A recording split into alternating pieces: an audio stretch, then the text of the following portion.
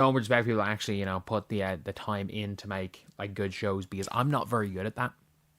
If you guys have known my whole thing on social media since I've started, like I've gained hundreds of millions of long form views um by rambling into microphones. That's kind of been what I've excelled at for my entire adult life.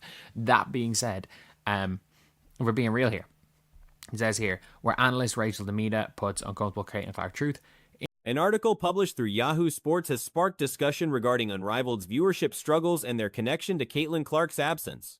The piece originates from Essentially Sports, which doesn't carry the same weight as major outlets like ESPN, but Yahoo's distribution gives it broader reach despite that platform's tendency to republish various content sources.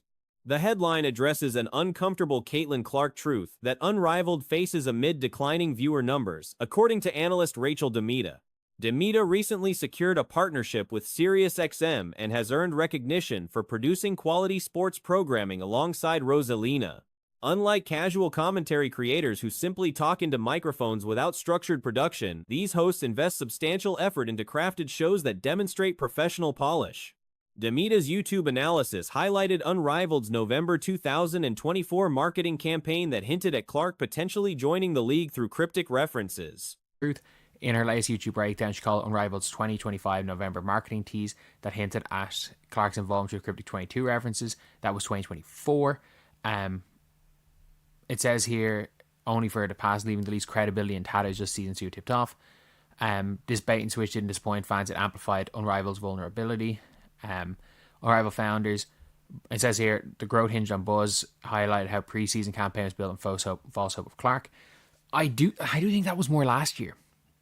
Fans interpreted these teases as indicators of Clark's participation, only to discover the league began its second season without securing her involvement. This promotional approach disappointed supporters beyond simple frustration. It exposed fundamental vulnerabilities within Unrivaled's growth strategy. The league's expansion relies heavily on generating excitement and attention. Building preseason campaigns around false expectations regarding Clark's participation created credibility problems that persist into the current season. However, this marketing misstep primarily occurred during the previous year's promotional cycle. Once Clark officially announced she wouldn't participate in Unrivaled, the league gained Sabrina Ionescu instead, though she obviously doesn't carry Clark's drawing power based on viewership metrics. I do think that was more last year. And I think Unrivaled benefited from as soon as Caitlin Clark announced she wasn't doing it, they announced Sabrina Ionescu, which is not Caitlin Clark. It's clearly not Caitlin Clark. If you look at the views, people aren't watching for Sabrina Ionescu, but there's more hype. There's more buzz around it when you have a name like Sabrina Ionescu. And you have a well-known name that is known to everybody in basketball circles because she's the best shoe. Having Ionescu does provide increased buzz compared to complete unknowns, particularly because her reputation as an elite shooter resonates throughout basketball communities. Securing a recognizable name brings legitimacy even when that player doesn't match Clark's star appeal. The broader concern involves timing, why this miscalculation matters more now than during the inaugural season. Last season benefited from novelty factors. The 3v3 format featuring off-season WNBA talent generated initial curiosity, producing sellouts and respectable television ratings. Yet questions arise about whether 800 attendees truly constitutes a sellout venue. And you have a well-known name that is known to everybody in basketball circles because she's the best shoe. It becomes a big thing. And let's be completely real. Like, it says here, the misfire matters more now because of the road right before tip-off. Last season, novelty, high-stakes 3x3. With off-season targets of sellouts and solid ratings. Look, is 800 really a sellout? Without Clark, the league faces immediate pressure to prove its model and made no shows and resale dumps. Left the expanded area looking half empty on open weekend. Compared this to your big three. Without Clark's presence, the league confronts immediate pressure, proving its business model remains viable. Empty seats at the expanded arena during opening weekend, combined with reports of no-shows and discounted resale tickets flooding secondary markets, painted concerning pictures about sustained interest. Comparisons to the Big Three leagues' trajectory offer cautionary lessons. That men's organization exploded during its debut year, featuring former NBA stars, but viewership dropped approximately 50% by the third season as players aged and initial excitement faded. Unrivaled appears mirroring this decline pattern. The Big Three launched in 2017, attracting attention briefly before most fans concluded the format didn't appeal to them personally. Compare this to Big Three's trajectory. The X3 Men's League exploded in year 1. Ex-NBA talent saw viewership half by season 3 as stars aged out and hype faded, mirroring Unrival's current fall. Like, I mean this when I say this. I watched, was it 2017, the first year of the Big Three? I watched bits of it and I was like, this isn't for me. And I think for most people, we're in agreement, Big Three is not for them. And in terms of 3x3 basketball, like, I've played 3v3 basketball faces inherent spectator challenges. Regardless of talent level, the format works better as participatory sport than viewing entertainment. Players who excelled at 3v3 competition, even defeating national team members during youth championships, often find watching games unappealing. The disconnect between playing enjoyment and spectating interest reveals fundamental problems with the concept as televised product. 3-on-3 basketball thrives as outdoor recreational activity with music, multiple simultaneous courts, and festival atmospheres. Events like Ball Out UK or women's tournaments in Spokane during summer months succeed by creating day-long experiences where attendees move between courts, watching different matchups while players socialize between games. I've played. It's a sport that I've played a lot. It's ironically a form of basketball that growing up I was really good at. Like, by the time I hit 18, I was not an international level player at my age group by any means. But in like our national under 18s championships, my team of me and 2 friends beat multiple teams made up of 3 guys on the national team. Like, we were These gatherings work as participatory events rather than passive viewing experiences. Making 3v3 an Olympic sport seemed questionable, particularly since full-court 3-on-3 somehow proves less watchable than half-court versions. Last season, Unrivaled averaged 210,000 viewers, but current numbers haven't approached that benchmark. The article references WNBA 2024 viewership spiking above 2 million during Clark's rookie campaign before dropping to 900,000 in 2025 amid her injury-limited participation. However, these specific figures require clarification. Whether discussing overall league averages or specifically Indiana Fever games remains unclear, since WNBA broadcasts didn't average those exact numbers across all games. The critical business concern involves Unrivaled's 6-year TNT broadcasting agreement, which includes a 3-year opt-out clause putting revenue streams at risk. Like, we were like I was damn good at it. I can't watch 3-on-3. This is a game that everything I did in the sport suited perfectly. I can't watch it. I can't even watch it. It's not a spectator sport. 3v3 is an outdoor game where people are blaring music and there's a bunch of outdoor courts and you can make like a 3v3 event like the Ball Out UK, and there's even the women's basketball, the Spokane 3-on-3, what they were running in That opt-out provision will almost certainly get triggered based on current performance trends. The underlying analysis from Demita contains valid points despite awkward article phrasing, suggesting an author who watched her video without fully understanding the context. The claim that Unrivaled pretended Clark would join for 2025 misrepresents the timeline. That speculation centered on 2024, and Season 1 still performed adequately despite her absence.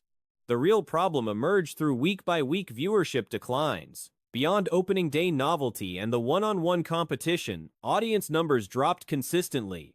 Playoff broadcasts attracted fewer viewers than Week 2 regular season games, demonstrating steady erosion rather than building momentum. The women's basketball, the Spokane 3-on-3, what they were running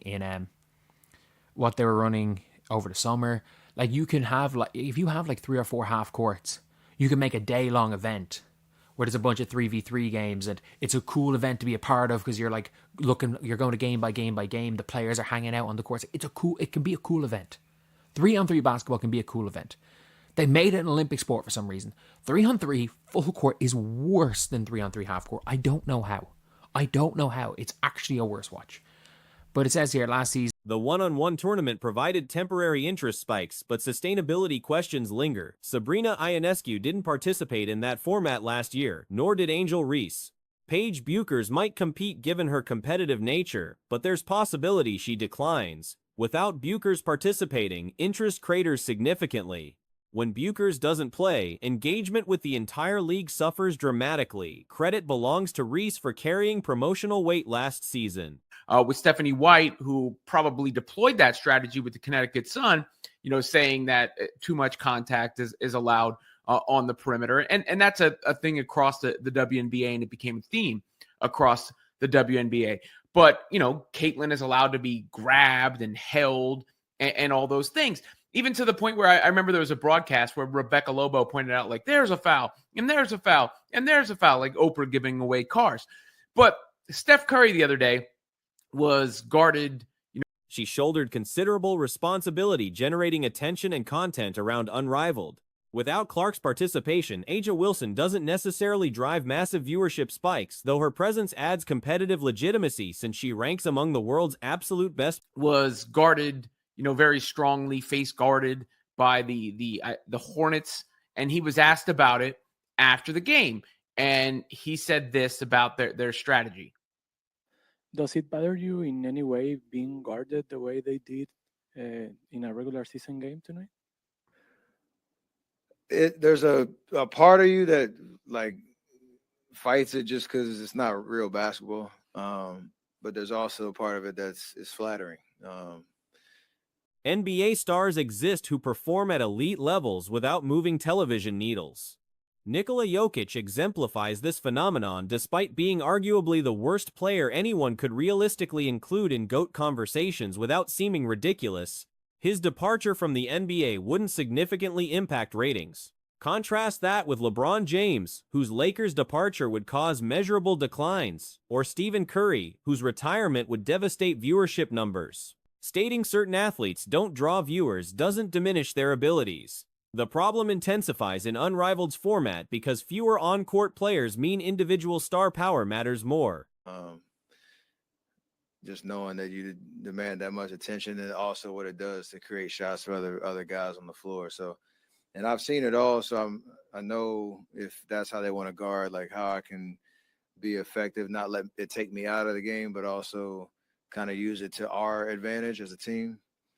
And then it's also funny at times just how egregious it is. Steph. So, it's funny in the NBA for that to be a talking point, because in the NBA, no geographical connections exist between fans and franchises. These teams comprise randomly assembled rosters that shuffle annually. Without caring about specific individuals, fans lack engagement hooks. Unrivaled lost significant drawing power not securing Clark. The league needs Ionescu, Reese, and Buchers at minimum. Having only one, while Stewart deals with injuries, leaves a roster where few players generate genuine fan investment. A talking point, because in the NBA, it's almost the opposite, where it's guys selling out for fouls or flopping or not enough contact is being allowed. And that's part of the reason I think that the WNBA has spun it as a badge of honor, the physicality. But Steph saw a comment supporting him. Well, I don't know if he actually saw it. I'm sure at this point he has seen it. But Caitlin Clark commented underneath that video, "We want to see Steph make 12 threes a game. Stop grabbing him, please." When Marina Mabrey ranks among the 5 most recognizable participants, the star power deficit becomes obvious. This league requires celebrity-driven marketing yet promotes generic positivity rather than personality-focused content. If truly committed to success, Unrivaled should hire dedicated social media teams creating viral content. Employing 10 people running strategies similar to Andrew Tate's TikTok clip distribution model could flood platforms with highlight edits. Paying creators based on view counts would incentivize producing shareable content featuring Mabrey's confrontations, one-on-one highlights, and other dramatic moments designed for TikTok virality. Grabbing him, please. And she never really, she would say when something was a foul or to, a complaint to that ilk. But Caitlin hasn't come out and said, what they're doing isn't basketball that often. I think she said about the Kennedy Carter play that wasn't a basketball play, and I'm sure she said it. I don't want to misspeak and act like she's never pointed it out.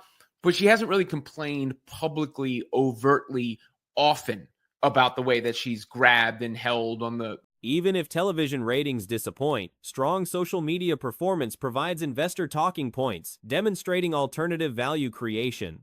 Currently, Unrivaled pursues neither strategy effectively. They're not dominating traditional broadcasts nor building significant digital audiences. The singular path toward 3v3 format success involves emphasizing individual players, yet the league isn't executing that approach. Transitioning to 5v5 basketball might enable different success pathways, but within the current small team structure, individual star promotion offers the only realistic strategy.